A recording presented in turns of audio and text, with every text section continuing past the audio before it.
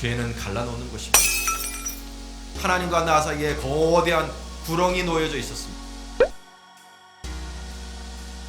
예수 그리스도의 복음은 죄로 말미암아 갈라졌던 하나님과 나를 다시 하나로 만드는 하나님의 능력이신 것입니다. 좋은 교회가 무슨 교회냐? 하나된 교회인 줄로 믿습니다. 자기를 비우고 종의 형체를 가져 죽기까지 우리를 섬기신 예수 그리스도를 닮는 것이 겸손입니다.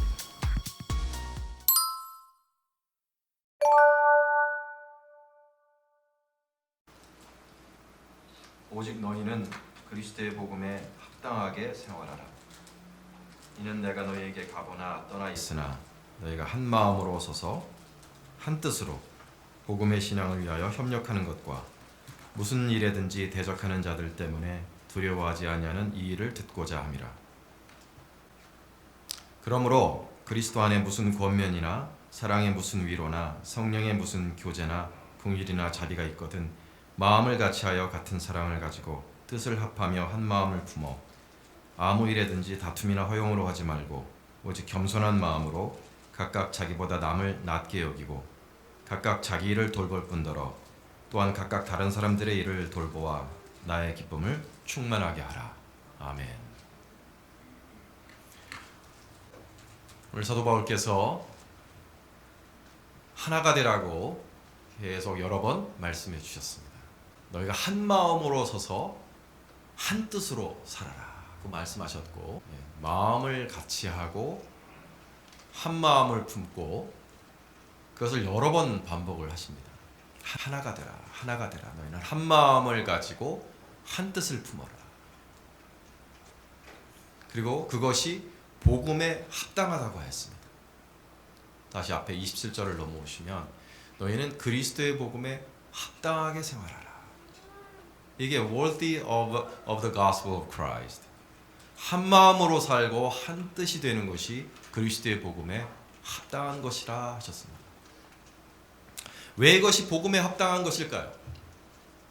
한 마음이 되고 한 뜻이 되는 것이 왜 복음에 합당한 생활이 되겠습니까?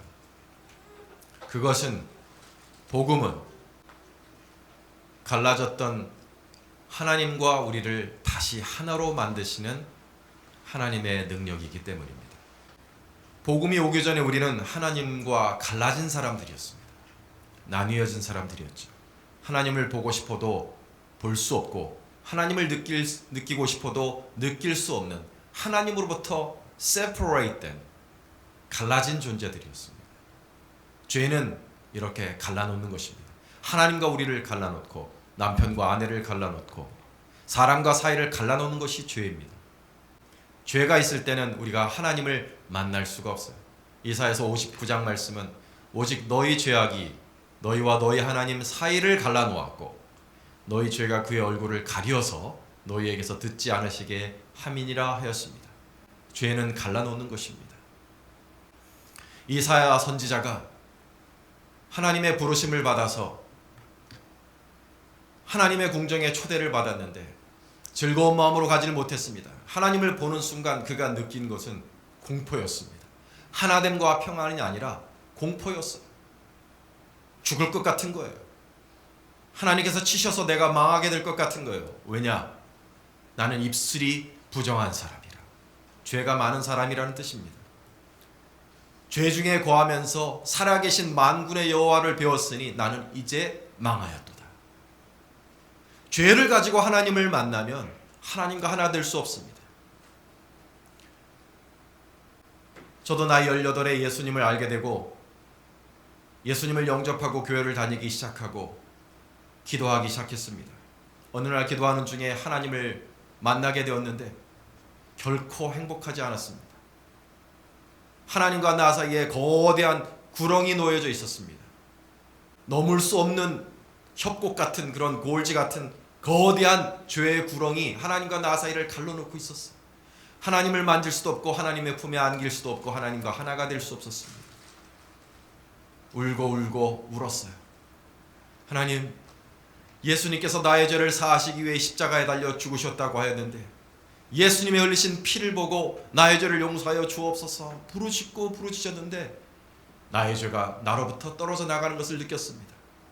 그리고 어떤 일이 일어나느냐, 그렇게 멀게 느껴졌던, 무섭고 나와 갈라지셨던 하나님이 나를 잡아당기시는 거예요.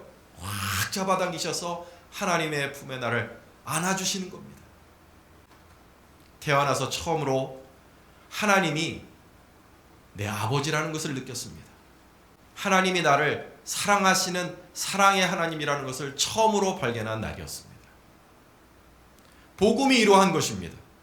예수 그리스도의 복음은 죄로 말미암아 갈라졌던 하나님과 나를 다시 하나로 만드는 하나님의 능력이신 것입니다. 그뿐 아닙니다.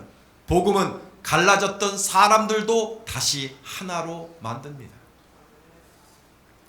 에베소서 말씀을 보시면 전에는 멀리 있던 너희가 그리스도 예수 안에서 그리스도의 피로 가까워졌느니라 하였습니다. 그는 우리의 화평이신지라 갈라졌던 둘로 하나를 만드사 원수된 것 곧 중간에 막힌 담을 자기 육체로 허시고 법조문으로 된 계명의 율법을 폐하셨으니 이는 이 둘로 자기 안에서 한 세 사람을 지어 화평하게 하시고 십자가로 이 둘을 한 몸으로 하나님과 화목하게 하려 하심이라 하였습니다. 이 말은 복음으로 말미암아 서로 갈라졌던 유대인과 이방인이 하나가 된 이야기를 말씀해 주시는 것입니다. 유대인과 이방인은 예수 그리스도의 복음이 이르기 전에는 서로 원수였습니다. 한 자리에 있을 수 없는 사람이었습니다. 유대인은 특별히 이방인을 개와 같다 그랬어요. 개와 같은 사람들이다. 심지어 탈무드에는 이런 말도 있습니다. 길에서 이방인과 뱀을 만났을 때 누구를 구해야 되느냐? 뱀을 구해야 된다. 그런 얘기까지 있을 정도로 이방인을 혐오했어요. 그러니 유대인과 이방인이 친하게 지내는 것이 가능했겠습니까? 아니요, 절대로요. 한 끼 식사를 할 수 없는 사람들이었습니다. 만약에 그것이 걸렸다, 같이 밥을 먹다가 걸렸다, 그러면 정죄를 받습니다. 회당에서 정죄를 받아요. 그런데 예수 그리스도의 십자가가 이르러서, 그 복음이 이르러서, 십자가 복음이 이르렀는데 이상한 일이 생긴 것입니다. 하나님께서 유대인과 이방인을 차별하지를 않으시는 거예요. 차별하지 않고 예수를 믿으면 유대인도 죄사함 받게 하시고 이방인도 죄사함 받게 하셨습니다. 예수를 믿으면 유대인도 성령을 받게 하시고 이방인도 성령을 받게 하셨습니다. 예수를 믿어서 같이 죄사함 받고 같이 성령을 받았습니다. 하나님께서 차별하지를 않으시는 거예요. 그래서 예수 믿는 이 교회 안에서 신기한 일이 생겼는데, 하나님이 우리를 차별하지 않으시는데 우리가 어떻게 차별하겠느냐? 유대인들이 담을 허물어 버립니다. 그래서 이방인들을 끌어안고 내 형제라고 하고 같이 밥 먹고 사랑하는 한 공동체가 되어진 것입니다. 이렇게 복음은 갈라졌던 사람들을 다시 하나로 묶는 능력이 있는 것입니다. 그러므로 이와 같은 복음을 믿는 사람이라면, 이와 같은 복음의 능력을 아는 사람이라면 어떻게 행동해야 되겠습니까? 하나님이 만나게 하신 사람들 끌어안고 한 몸으로 한 마음으로 사랑하는 한 공동체를 이루는 것이 복음을 아는 사람의 합당한 삶인 줄로 믿습니다. 교회가 하나 되는 것이 중요합니다. 우리는 교회의 사명을 말할 때가 많아요. 교회는 무엇을 위해 존재해야 되느냐? 주님이 맡겨주신 사명이 4대 사명이 있다, 또는 5대 사명이 있다 말합니다. 전도하는 것, 예배 드리는 것, 교육하는 것, 봉사하는 것. 물론 어떤 분들은 전도와 선교를 나누어서 선교를 더하여 5대 사명을 말씀하시는 분도 있어요. 네, 맞아요. 교회는 가진 사명이 있습니다. 맡겨진 사명이 있습니다. 이것을 감당하기 위해서 하나님께서 세워주신 것입니다. 그러나 이것은 우리가 무엇을 해야 하는 사명인데, 해야 하는 사명 말고 존재의 사명이 있어요. 인간으로서 어떤 일을 하는 것도 중요하지만 바른 인간이 되는 것이 중요한 것처럼, 교회도 분명 전도해야 되고 교육해야 되고 봉사해야 하지만 그 모든 사명 이전에 좋은 교회가 먼저 되어야 하는 것입니다. 좋은 교회가 무슨 교회냐? 하나된 교회인 줄로 믿습니다. 하나된 교회가 되는 것이 우리가 전도하고 교육하고 봉사하고 선교하는 것보다 더 중요할 수 있다는 것입니다. 해야 하는 일에 매몰되어서 정작 우리가 어떠한 교회가 되어야 하는가, 그것을 잊을 때 비극이 찾아오는 것입니다. 교회가 하나 되는 사명을 이루면, 교회 안에서 하나됨을 발견할 수 없으면 교회는 교회가 아닙니다. 바꿔 말하면 교회가 가장 행복하고 찾아왔을 때 즐겁고 행복하고 천국 같은 교회는 어떤 교회냐? 여기 있는 분들이 한 마음과 한 뜻으로 하나된 교회가 될 때 행복하고 좋은 교회가 되는 것입니다. 예수님께서 그러므로 이 세상을 떠나 하늘로 올라가실 때 이제 지상에서 사람들과 함께 있을 때의 시간이 이제 끝나가니까 다시 오실 성령님에게, 그리고 하나님에게 이 제자들을 부탁할 때 어떤 기도를 드리고 가셨느냐? 요한복음 17장 보시면 나는 세상에 더 있지 아니하오나 그들은 세상에 있사옵고 나는 아버지께로 가옵나니 거룩하신 아버지여 내게 주신 아버지의 이름으로 그들을 보존하사 우리와 같이 그들도 하나가 되게 하옵소서 기도하고 가셨습니다. 또한 어떻게 기도하셨느냐? 아버지여, 아버지께서 내 안에 내가 아버지 안에 있는 것 같이 그들도 다 하나가 되어 우리 안에 있게 하사 세상으로 아버지께서 나를 보내신 것을 믿게 하옵소서 하였습니다. 아버지여, 그들을 하나가 되게 하옵소서. 그들이 하나가 될 때에야 세상이 아버지께서 나를 보내신 것을 믿을 수 있사옵나이다. 세상이 예수 그리스도를 믿게 하는데 중요한 것이 뭐냐? 교회가 한 마음 한 뜻이 되는 것이라는 것입니다. 그러므로 교회가 무엇을 하는 것보다 중요한 것은 어떤 교회가 되느냐? 하나된 교회가 되는 것이 더욱더 중요하다는 것입니다. 크리스찬의 정체성이 뭡니까? 우리가 가진 최고의 정체성은 예배를 드리는 자가 아니에요. 전도하는 자가 아니에요. 봉사하는 자가 아닙니다. 우리가 진짜 크리스찬다운 크리스찬이 되는 첫 번째 덕목은 무엇이냐? 하나님과 예수님과 성령이 하나이신 것처럼 우리도 서로 한 마음 한 뜻으로 사랑하는 공동체가 되는 것이 우리의 첫 번째 가는 사명인 줄로 깨달으시기를 바랍니다. 그러면 그러한 하나된 공동체를 우리가 이루기 위해서, 한 마음 한 뜻이 된 교회를 이루기 위해서 우리가 해야 할 일이 무엇이겠습니까? 어떻게 해야 하나된 공동체가 만들어질 수 있겠습니까? 여러 가지로 말할 수 있습니다. 우리 신약 성경은 그것을 너무너무 여러 각도에서 말씀해 주고 계세요. 어떤 분은 사랑을 생각하시는 분도 계시겠고, 어떤 분은 진리를 생각하시는 분도 계시겠고, 어떤 분은 예수님을 바라보면 우리가 하나가 될 것입니다. 여러 가지 다 맞습니다. 다 귀하고 맞는 말씀들입니다. 그러나 오늘 사도 바울은 우리가 읽은 이 빌립보서 말씀에서 이 교회가 한마음 한뜻된 공동체가 되기 위하여 우리가 특별히 가져야 할 한 가지 마음 자세가 있다고 말씀하셨어요. 오늘 그것을 집중하여 보려고 합니다. 그것은 2장 2절로 3절까지의 말씀입니다. 우리 같이 한번 읽어보겠습니다. 시작. 마음을 같이하여 같은 사랑을 가지고 뜻을 합하며 한 마음을 품어 아무 일에든지 다툼이나 허용으로 하지 말고 오직 겸손한 마음으로 각각 자기보다 남을 낮게 여기라. 겸손한 마음이 필요하다 하셨습니다. 우리가 겸손한 마음으로 이 교회 안에 있어야 하나 되는 일이 일어난다 하신 거예요. 겸손한 마음. 우리 동양인들에게는 사실 겸손하는 마음이 익숙합니다. 서양인과 동양인의 컬처는 달라요. 서양인의 컬처는 겸손을 가르치질 않습니다.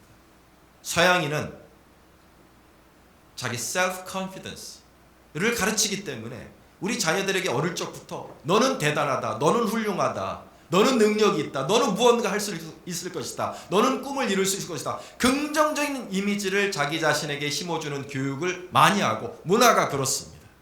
그래서 겸손하면 왠지 손해를 본다고 생각해요. 왠지 내가 이 사회 속에서 왠지 내가 밀리는 사람이 되고 그러면 안 된다고 가르칩니다. 반대로 동양에서는 이것이 중요한 인성의 덕목이기 때문에 겸손, 겸양을 어릴 적부터 가르쳤어요. 자기를 비하하고 자기를 낮추고 뭐 별거 아닙니다. 운이 좋아서 그렇게 됐습니다. 교회에서 또 저는 부족한데 하나님 은혜 주셨습니다. 하나님이 다 하신 것이죠. 동양인과 서양인은 다릅니다. 동양인에게는 이와 같은 겸양의 덕목이 어릴 적부터 교육이 되어 있어서 이러한 말씀을 받을 때마다 이게 무슨 뜻인지를 알고 서양인들보다 충격으로 다가오지는 않아요.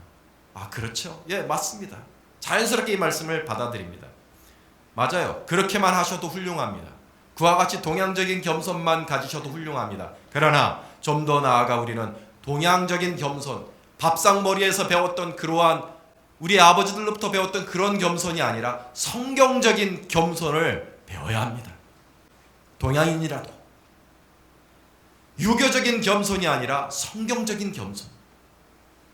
그것이 무엇이냐? 성경적인 겸손이 무엇이냐? 자기를 비우고 종의 형체를 가져 죽기까지 우리를 섬기신 예수 그리스도를 닮는 것이 겸손입니다. 그게 성경적인 겸손입니다.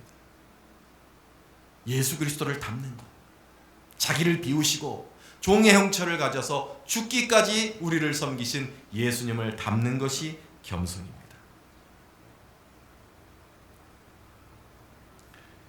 이 케노시스 자기 비움에 대해서 다음 주 본문이 우리에게 깊이 가르쳐주고 계시므로 오늘 설교를 통해서 말씀을 드리지는 않을 겁니다. 오늘은 겸손한 마음이 어떤 마음이냐에 대해서 사도 바울이 한 가지 구체적인 예를 우리에게 가르쳐주고 계십니다. 거기에만 집중하여 보기를 원합니다. 그것은 2장 3절에 겸손한 마음에 이어지는 문구입니다. 너희는 오직 겸손한 마음으로 각각 자기보다 남을 낮게 여기라 하였습니다. 겸손이 무엇이냐? 자기보다 남을 낮게 여기는 게 겸손이라 하셨어요. 오늘 이것을 배우고자 합니다. 사랑하는 우리 삼토 교우 여러분, 오늘 이 말씀이 진실로 우리 마음속에 들어와서 오늘 이후로는 나보다 남을 낮게 여기는, 진심으로 나보다 나를 낮게 여기는 이 말씀이 이루어지는 우리 교회가 될 수 있기를 축원합니다. 자기보다 남을 낮게 여기는 이것이 생각보다 쉽지 않아요. 굉장히 어렵습니다. 쉽지 않아요. 대부분의 사람이 이 말씀을 실천을 못합니다. 이게 중요한 겸손인데, 이게 있어야 교회가 하나 되는데 이 겸손을 대부분의 사람이 실천을 못해요. 거의 대부분의 사람이, 저를 포함해서. 왜냐? 인간의 마음속에는 뿌리 깊은 죄가 하나 있는데 그것은 내가 잘났다는 교만입니다. 인간의 마음속에 뿌리 깊게 박혀 있어요. 모든 사람에게 나는 낫다. 나는 의인이다. 나는 잘하고 있다. 나는 똑똑하다. 나는 능력 있다. 적어도 너보다는 내가 낫다. 이게 뿌리 깊게 박혀 있어요. 여러분 솔직히 생각해 보세요. 집에서 매일 마주치는 여러분의 배우자 어떻게 생각하십니까? 내가 너보다는 낫다. 우리 늘 그렇게 생각하잖아요. 야곱 목사님은 아니라고 생각하시는 거예요. 진짜 사모님 훌륭하다고 생각하시는 것 같아요. 예, 목사님은 예외로 제가 인정하겠습니다. 에릭임 집사님 어떠세요?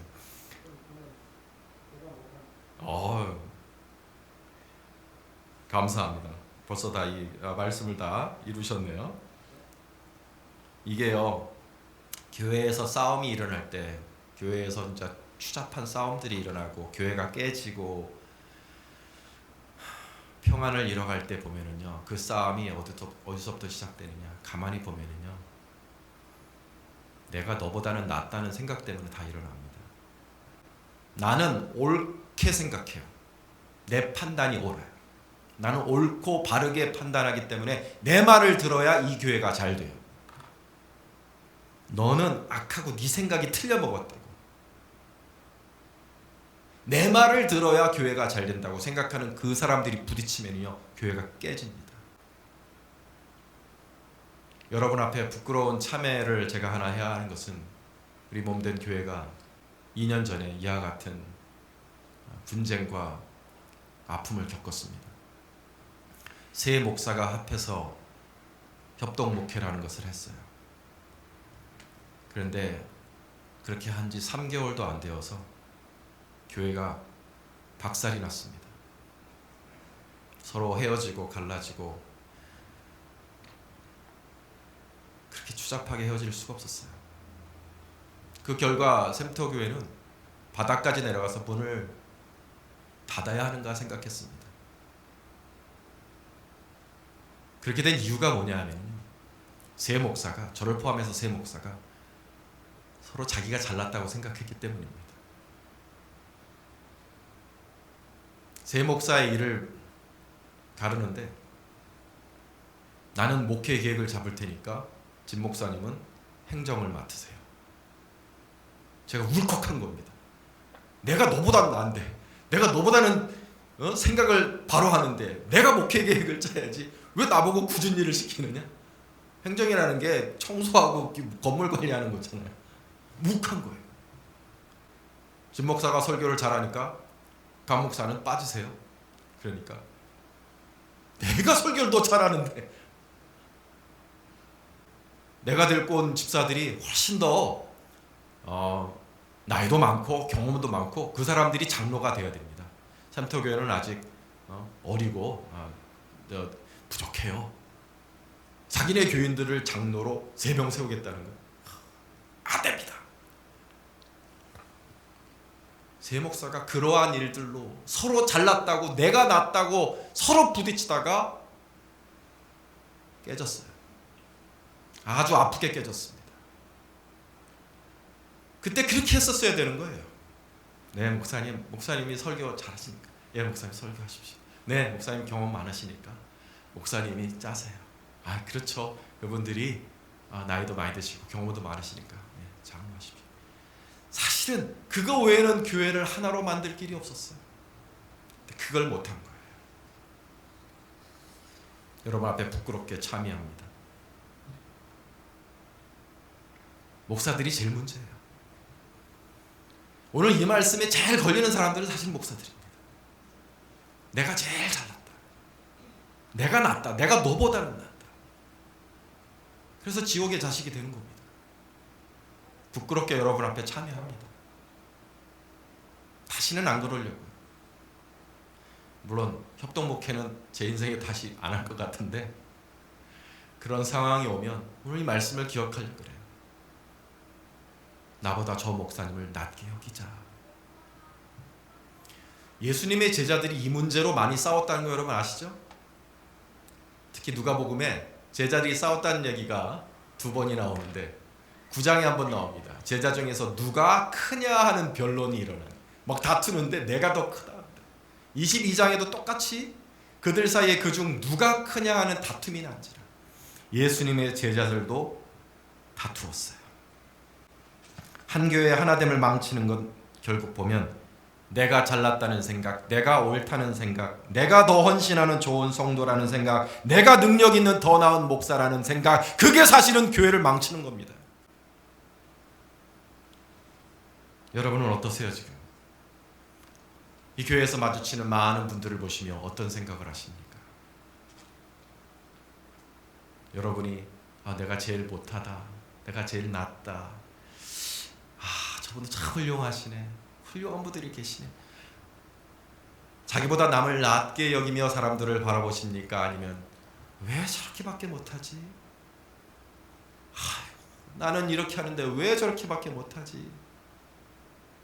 나 같은 사람이야 10명만 있으면 진짜 잘 될 텐데. 여러분은 어떻게 생각하고 계십니까? 하나된 좋은 공동체를 위한 바울 사도의 처방은 아주 단순합니다. 그것은 나를 다른 사람보다 낮게 여기지 말고 오히려 다른 사람을 나보다 낮게 여기라는 것이고, 그렇게 할 때 교회는 하나된 공동체가 될 수 있다는 것입니다.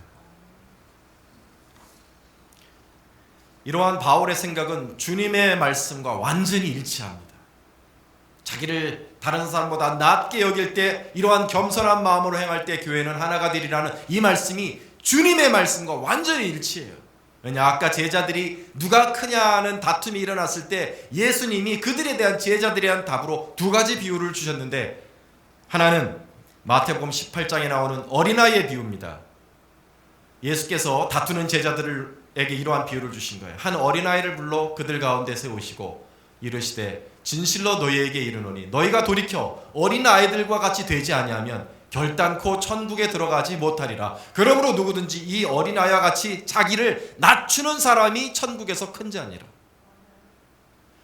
우리는 어린아이를, 어떤 사람이 천국에 들어갈 수 있느냐, 어린아이와 같이 천진난만한 마음으로 뭐든지 말씀하신 대로 믿는 사람, 그렇게 천진난만한 나이브한 캐릭터에 초점을 맞추는 경우가 있는데, 오늘 본문의 말씀은 사실은 전혀 다른 것을 말씀하고 계신 거예요. 그럼 나이브한 걸 말하는 게 아니라 어린아이와 같다는 것은 뭐냐면 자기를 낮추는 사람. 왜냐, 오늘날에는 아이들이 대접받고 사랑받고 귀하게 여김받는 시대이지만 이 당시에는 아이들은 무시받는 존재들이었어요. 누구도 귀하게 여기지 않는 것. 어린아이와 같다는 것은 욕이었죠. 자기 스스로를 대단하다고 생각지 않아요. 아이들은 자기는 아무것도 아니라고 생각하죠. 그런데 예수님은 뭐라 그래요? 자기를 어린아이와 같이 낮추는 자가 천국에서 큰 자니라. 이와 같이 자기를 낮추지 아니하면 결단코 천국에 들어가지 못하리라. 하나님이 다스리시는 천국이란 자기 스스로를 어린아이와 같이 낮추는 자가 들어가는 곳이라고 하셨습니다. 두 번째 예수님의 답은 누가복음 25장에서 예수께서 이르시되 이방인의 임금들은 그들을 주관하며 그 집권자들은 은인이라 칭함을 받으나 너희는 그렇지 않을지니 너희 중에 큰 자는 젊은 자와 같고 다스린 자는 섬기는 자와 같을지니라. 앉아서 먹는 자가 크냐 섬기는 자가 크냐? 앉아서 먹는 자가 아니냐? 그러나 나는 섬기는 자로 너희 중에 있노라. 예수님은 누구십니까? 하나님의 아들이십니다. 만왕의 왕이십니다. 우주의 주인이십니다. 그런데 그분이요, 내가 너희 중에 섬기는 자로 있노라. 작은 자로 있노라. 자기를 스스로 높게 생각하지 아니하고 자신을 대단한 자라고 생각지 아니하고 나는 너희 중에 섬기는 자로 있노라. 서서 섬기는 종의 비유를 주셨습니다. 어린아이와 서서 섬기는 종 모두 어떤 사람이냐? 자기 자신을 크게 생각지 않는, 진심으로 자기 자신을 낮은 자라고 생각하는 사람들입니다. 이렇게 어린아이처럼 낮은 종처럼 생각하고 행동하는 이들 속에 천국이 있다고 말씀하셨습니다. 사랑하는 여러분, 어린아이와 같은 자, 낮게 사람들을 섬기는 종과 같은 그러한 마음으로 사는 것, 그게 겸손입니다. 우리가 진심으로 우리 옆에 보이는 성도들을, 또 우리가 마주치게 되는 우리 교회 성도들을 나보다 낮게 생각한다면 어떤 일들이 일어날까요? 아마 이런 일이 일어날 겁니다. 장점을 보겠죠. 나보다 나은 점을 찾아내려고 내가 의식적으로 노력하는 거예요. 그래서 여러분 입속에 아마 칭찬이 자꾸 나올 겁니다. 어머, 집사님 뭘 그런 걸 잘해 그렇게. 아유, 믿음 좋다. 내가 배워야 되겠다. 이야, 훌륭하다. 어쩜 그렇게 헌신됐어. 나도 따라가 볼게.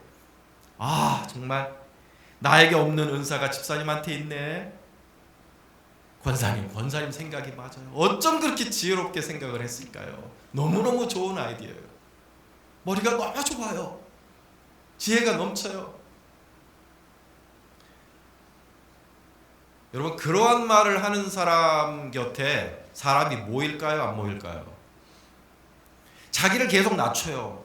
상대를 칭찬합니다. 좋은 점을 발견해서 자꾸 높여줘요. 그러면 나는 계속 낮아질 것 같은데 어떤 일이 일어날까요? 그 사람 곁에 사람이 모입니다. 자기를 낮추고 상대를 높여주는 사람 곁에는 오히려 사람이 모여들어요. 잘 되는 동창회를 가보면요, 모든 그 사람들이 다 성공해서 한 자리씩 차지한 사람들이 모인 동창회는 금방 깨집니다. 왜냐? 서로 자기가 잘났다, 나는 이만큼 이루고 나는 이만큼 멋지게 이뤄냈다고 생각하는 사람들 모이면 금방 깨져요. 그런데 잘 되는 동창회를 가보면요, 꼭 어떤 사람이 있냐 하면, 아이야 부럽다, 야 네 자식 그렇게 잘 됐다면서, 아이야 그렇게 주식 그렇게 성공했다면서, 아 부럽다, 야 너는 그 나이 돼서 왜 이렇게 젊니, 그렇게 잘생겼니, 왜 이렇게 이쁘니, 칭찬해주고 격려하고 자기를 낮추고 상대를 정말로 높여주는 사람이 있어서, 그런 사람이 한두 사람이라도 있으면은요, 그 동창회는 잘 된대요. 왜냐하면 사람들이 거기 오고 싶거든요. 자기 자랑하고 싶거든요. 받아주는 사람이 있을 때, 내 밑에 있어주는 사람이 있으면요, 그 공동체는 하나가 됩니다. 차홍 집사님이라는 분이 계세요. 차홍 집사. 아마 이제 텔레비 보신 분들은 아실 텐데, 그 미용하시는 분이세요. 미용하시는 분인데, 이렇게 연예인들 많이 가는 그런 굉장히 성공한 그런 이제 강남에 미용을 하시는 분인데, 이분이 그냥 얼마나 말을 이쁘게 하시는지 딱 앉혀놓고 계속 칭찬하는 거예요. 머리 큰 사람 오면은요, 어머나 이렇게 야성적으로 생기셨어요. 대두가 오셨는데 이렇게 야성적으로 생겼어요. 남자답고 멋있죠. 얼굴에서 이렇게 동그랗고 뚱뚱한 이렇게 그런 남자분이 딱 앉으시면, 어머나 얼굴이 동안이에요. 아 제가 무슨 동안이에요? 그랬더니, 아니요, 얼굴이 동그라면 동안이죠. 얼굴이 이렇게 얇은 분이 이렇게 홀쭉한 분이 오시면, 어머나 너무 샤프해, 요즘 이런 스타일 먹어줘요. 이 사람도 칭찬하고 저 사람도 칭찬하고 전부 멋있다 잘 칭찬을 하니까 미용실이 잘 되겠어요, 안 되겠어요? 너무 잘 돼요. 돈을 막 억수로 버신대요. 차홍 한번 보세요. 보시면 얼마나 사람이 말을 이쁘게 하는지. 그런데요, 이 차홍 집사가 원래 그런 사람이 아니었어요. 신앙 간증한 걸 들어보시면 너무 내성적이어서 내가 사회생활을 할 수 있을까, 그게 걱정될 정도로 너무너무 사람 만나는 게 힘들고 두려웠대요. 그런데 어느 목사님 이제 설교를 들으면서 남의 장점을 발견해서 칭찬을 하면 인간관계가 좋아진다, 그런 얘기를 들으시고 그걸 실천을 한 거예요. 내가 누구를 만나든지 좋은 점을 한번 끌어내서 말을 해주자. 사람이 변하는 거예요. 사람이 변하고 성격이 변하고, 그러니까 사람을 만날 때 자신감이 생기더라는 거예요. 내가 저 사람한테 내보일 것을 생각하며 살면 자신감은 없어져요. 왜냐하면 나의 내보일 것은 점점 사라지고 점점 약해지고 별것이 아니거든요. 왜냐? 나보다 더 잘난 사람은 항상 나오니까. 그런데 내가 만나는, 나를 내보이는 게 아니라 저 사람이 갖고 있는 것을 칭찬해주고 좋은 것을 자꾸 얘기해주면 누구를 만나도 겁이 없어요. 누구를 만나도 불편하진 않아요. 누구를 만나도 좋아요. 왜냐? 그런 사람은 누구나 좋아하니까. 그래서 성격이 바뀌고 사람들이 너무 좋아하는 거예요. 이 사람한테 머리 받는 걸 너무 좋아하는 거예요. 연예인만 좋아하는 게 아니라 모든 사람이 좋아해요. 방송도 타요. 교회도 마찬가지입니다, 여러분. 어느 한 교회가 천국과 같은 교회, 좋은 교회, 행복한 교회, 누가 필요해요? 자기를 낮추고 상대를 나보다 높게 봐주는 사람, 계속 장점을 말해주고 그 사람의 귀한 것을 말해주는 사람이 몇이 있으면 그 교회는 행복한 교회가 됩니다. 왜냐면 오기가 좋거든요. 오고 싶거든요. 그 사람이 가진 능력을 계속 이렇게 좋게 말해주고 좋은 장점을 얘기해주고, 집사님 같은 분과 교회를 다녀서 너무 행복해요. I am so blessed. 나는 진짜 복받은 사람이, 그렇게 말해주면은요, 그 교회 가고 싶겠어요, 안 가고 싶겠어요? 그 교회 분위기가 좋겠어요, 안 좋겠어요? 교회는 하나가 됩니다. 그런데 여러분, 하나님의 관점에서 사실은 누가 낫겠어요? 하나님의 관점에서는 사실은 누가 큰 자예요? 그렇게 자기를 낮추고 막 높여준 사람이 큰 거예요? 아니면 그것을 들으면서 그렇지, 내가 낫지 생각하는 사람이 큰 거예요? 하나님, 전지전능한 하나님의 관점에서 보면 누가 커요? 자기를 낮추는 이 사람이 큰 거예요, 하나님 입장에서는. 그리고 실제로 이 사람이 더 헌신되고 더 지혜롭고 더 성령 충만하고 더 나을 수 있어요. 다만 자기를 낮출 뿐이죠. 근데 하나님 눈에는 이렇게 자기를 낮춘 사람이 누구로 보이느냐? 자기를 비우신 그리스도와 닮은 사람으로 보이는 겁니다. 그래서 하나님이 흐뭇하신 거예요. 하나님이 그래서 이 사람을 사랑하신 겁니다. 사랑하는 여러분, 예수 그리스도를 닮은 겸손으로 자기를 낮추고 내가 만나는 이들을 높게 봐주고 귀하게 봐주고, 이것이요 아첨하는 게 아닙니다. 이게 예수님을 닮은 겸손이고 하나님을 기쁘시게 하며 교회를 교회답게 하는 아름다운 겸손인 줄로 믿습니다. 이와 같이 겸손한 사람들이 되어서 우리 샘터교회 누가 찾아와도 행복한 교회, 다시는 갈라지지 아니하고 다시는 싸우지 아니하고 행복하게 연합을 해서 한마음과 한뜻으로 우리 주님께 영광을 돌리는 우리 샘터교회가 될 수 있기를 주님의 이름으로 축원합니다.